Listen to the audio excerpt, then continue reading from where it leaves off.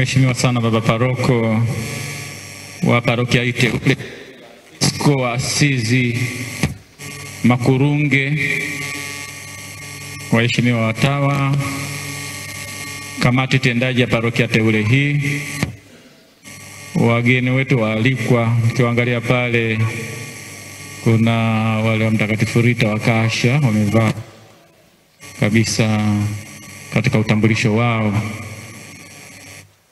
Wapendwa sana waumini wote wa parokia teule hii ya Mtakatifu Francisco wa Asizi Makurunge.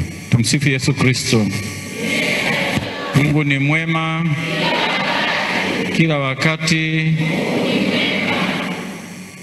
Tunapoadhimisha misa hii Dominika hii ya 28 ya mwaka C wa kanisa, tunamweka mbele yetu Mtakatifu Francisco somo wetu, na tunaadhimisha sherehe hii ya somo wetu itukumbushe si kwa ajili ya adhimisho tu, ila itukumbushe aonekane katika maisha yetu kama wana Makurunge, aonekane katika familia zetu kama wana Makurunge, aonekane katika yote tunayofanya kama wana Makurunge.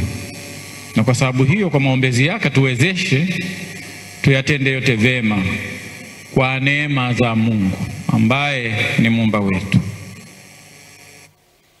Aweze kutuchochea kama alivyofaulu, kama alivyofanya yote hayo, na sisi tufuate nyayo zile kuiendeleza parokia yetu hii teule ya Mtakatifu Francisco wa Asizi Makurunge. Kila mmoja wetu kama mwana Makurunge aone kwamba anawiwa kufanya kitu katika parokia hii. Asiangalie watu wengine, asiangalie pembeni, ajiangalie yeye mwenyewe, ajirudie yeye mwenyewe, angalie ndani mwake, ajikusanye mwenyewe na asonge mbele akiwa ameibeba parokia teule hii kwamba ni ya kwangu. Na kwa sababu hiyo inabidi nifanye kitu kwa ajili ya parokia hii teule. Ni muhimu sana hii. Kwa tunaangalia hili swala katika imani, tunaliangalia hili swala katika utu wetu, kwa sababu tunajua kwamba mwanadamu ni mwili na roho, na kanisa vile vile ni mwili na roho, kwa sababu tupo humo kanisani, na vile vile sisi ni sehemu ya mwili huu wa kanisa ambao ni Yesu Kristo kichwa chetu. Na kwa sababu hiyo kila mmoja na wajibu wake, kila mtu ana nafasi yake. Hatuwezi tukategeana, hatuwezi tukakimbia wajibu. Kuna wengine wanakimbia wajibu, wanatoroka, wanakimbilia sehemu nyingine.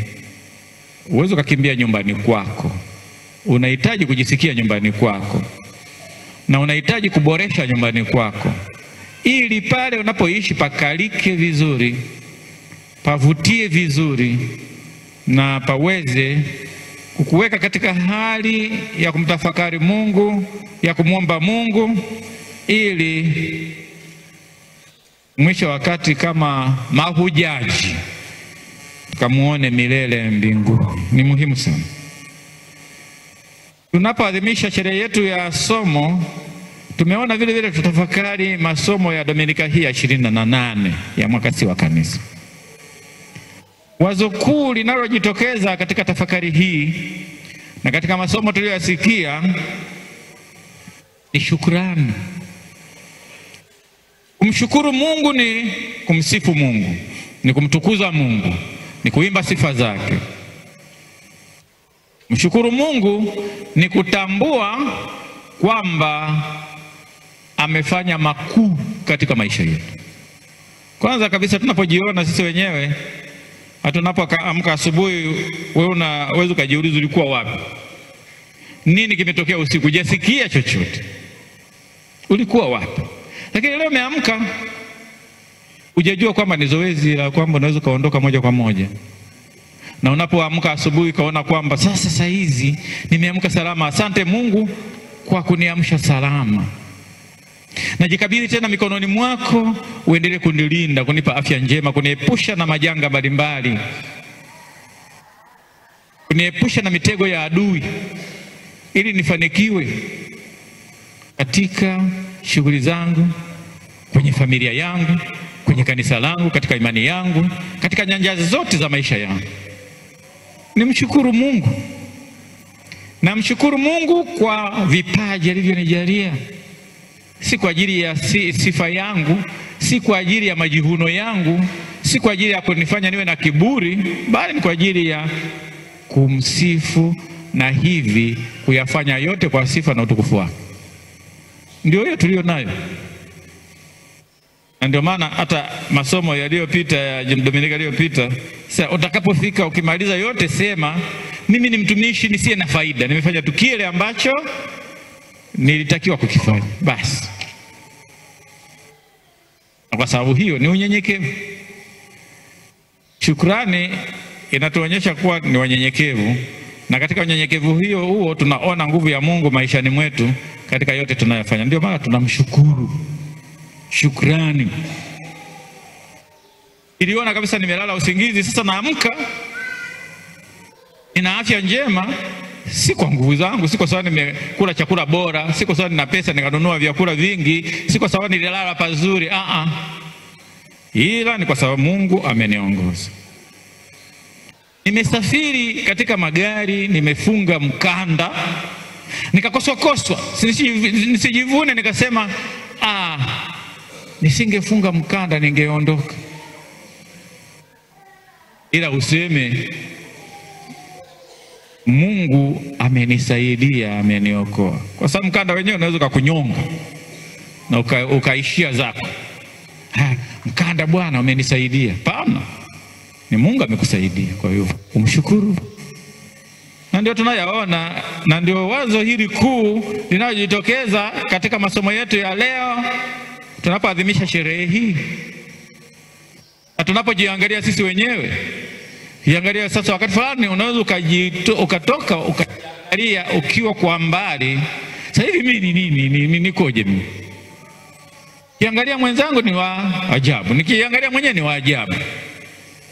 Nikiangalia natembea, naongea, nikiangalia wanyama, kwa mimi siko kama ng'ombe, siko kama nguruwe.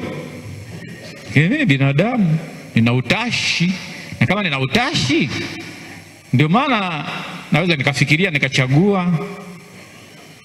Na ndio maana inabidi niimbe sifa za Mungu, inabidi nimshukuru kila wakati. Katika somo la kwanza na Injili vinafanana sana. Somo la Injili vinafanana katika kitabu cha pili cha Wafalme. Tunakutana na jemedari. Huyo ni jemedari kutoka katika nchi ya upagani kabisa, huko Syria. Paganini. Si Mwisraeli huyu, si Myahudi, ambaye tungesema alikuwa kwenye dini yake ya Kiyahudi, ila ni mpagani kabisa. Na katika enzi zile kila eneo lina mungu wao. Kwa Mungu wetu, Mungu wao. Kwa hiyo huyu Naamani huyu, na kupitia mfalme wake alisikia habari za mtumishi wa Mungu katika Israeli. Aliposikia hilo, amemtuma huyu Naamani mwenye ukoma aende kwa ajili ya kuponywa